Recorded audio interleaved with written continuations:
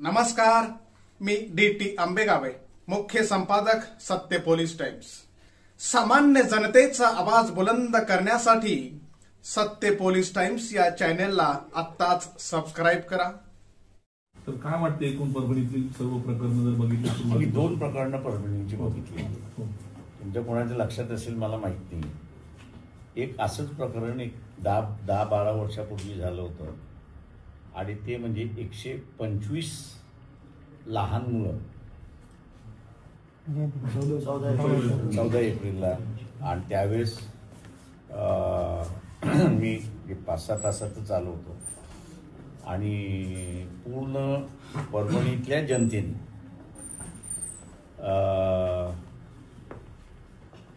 स्वतःच्या घरातले कूलर्स, चादरी, औषधाला लागणाऱ्या मेडिकलची दुकानं जी होती त्या सगळ्यांनी असताना स्वतःहून एक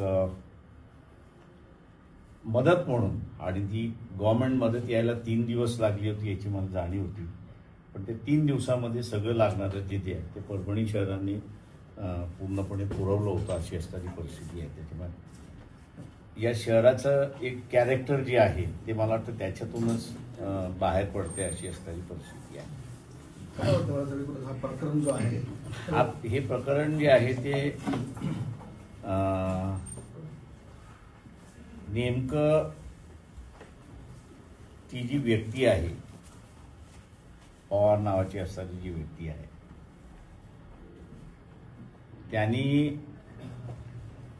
जोपर्यंत कुठल्या माइंडसेटमध्ये येऊन केलेलं आहे हे कळत नाही आहे आणि मला वाटतं ते एवढ्या लवकर कळेल असं मला स्वतःला वाटत नाही आहे, कारण का ॲडमिनिस्ट्रेशन हे सगळं जे आहे ते लॉ अँड ऑर्डरच्या सिच्युएशनमध्ये त्या ठिकाणी अडकलेलं आहे अशी परिस्थिती आहे।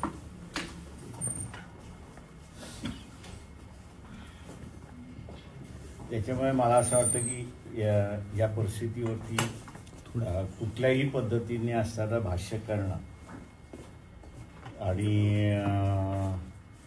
पोलिसांची जे ॲक्शन झालेले आहे, या पोलिसांच्या ॲक्शन्स ज्या आहेत या कोऑर्डिनेटेड होत्या की अनकोऑर्डिनेटेड होत्या याचंही अजून असणारं कुठेही स्पष्टपणे येत नाही आहे।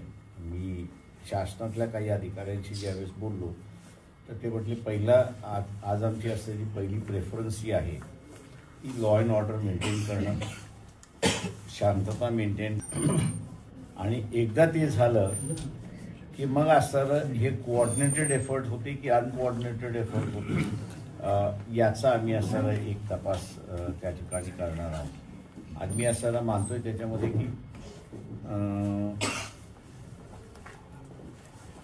या गोष्टी जोपर्यंत बाहेर येत नाही तोपर्यंत मला वाटतं ह्या परिस्थितीवरती भाष्य करणं कठीण आहे असं मी त्या ठिकाणी मानतोय। माझा अजून असणारा इथले SP असतील किंवा IG असतील दोघांशी टेलिफोनवरतीच बोलणं झाले, पण प्रत्यक्षात काही रूबरू झालेलं नाही आणि या वातावरणामध्ये मला नाही वाटत असणारं की एक थोडंसं मोकळेपणाने मलाही बोलता येईल आणि SP आणि IG ला बोलता येईल अशी तरी परिस्थिती आहे। त्याच्यामुळे मला पुन्हा सरलीकरण मारावंच लागेल असं मला त्या ठिकाणी दिसते की परभणीमध्ये हा प्रकार घडला, लाठी हल्ला, बाजूला बीड जिल्हा, सरपंचाची क्रूर हत्या होते, पोलिसाचे अधिकारी आरोपीसोबत सहभागी आहे, कायदा आणि सुव्यवस्थेचा जो मराठवाड्यातला प्रश्न आहे, सरकार आलेलं आहे, आणखी गृहमंत्रालय कुणाकडे माहित नाही, काय वाटतंय हे सर्व? नाही, म्हणूनच मी म्हणालो त्याच्यामध्ये की म्हणजे ज्या पद्धतीचे असताना देशमुखच्या हत्येंवरची सायलन्स आहे हेही माझ्या अंदाजानं एक गूढ आहे असं मी त्या ठिकाणी मानतोय।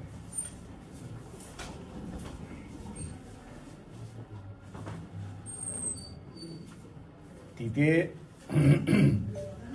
शॉक मध्ये गेलेली लोक आहेत असं मी बीडमध्ये बघतो, म्हणजे ज्यांच्याशी बोलतो त्यांना असताना ज्याला स्टंट आपण म्हणतो, माणूस जसा स्टंट होतो तसं बीडची जनता त्या ठिकाणी स्टंट आहे अशी परिस्थिती आहे आणि कोणीच बोलायला तयार नाही आहे। कोणीच काही सांगायला तयार नाही आणि तुम्ही विषय काढला तर लोक रामराम करतात, अशी असणारी परिस्थिती आहे. इथे माझ्या अंदाजानं परभणीमध्ये जे आहे ते इमोशनल इश्यू त्या ठिकाणी एक होता आणि ते इमोशनलच्या ह्याच्यावरती फुले शाहू आंबेडकरी विचारांचा जो माणसं होती ती सगळी सहभागी झाली, इन्व्हॉल्व झाली, अशी असणारी परिस्थिती आहे. त्याच्यामध्ये 2 वेगवेगळ्या घटना आहेत. त्याच्यामध्ये तिथे स्टंट असल्यामुळे काहीच घडलं नाही अशी असणारी परिस्थिती आहे. इथे रिॲक्शन आली अशी एक परिस्थिती आहे. त्यामुळे 2 वेगवेगळ्या घटना मी 2 वेगळ्या पद्धतीने तिथे बघतोय. पण हा जो स्टंटपणा जो आहे तो माझ्या अंदाजानं मला फार भीतीदायक वाटतोय अशी परिस्थिती आहे.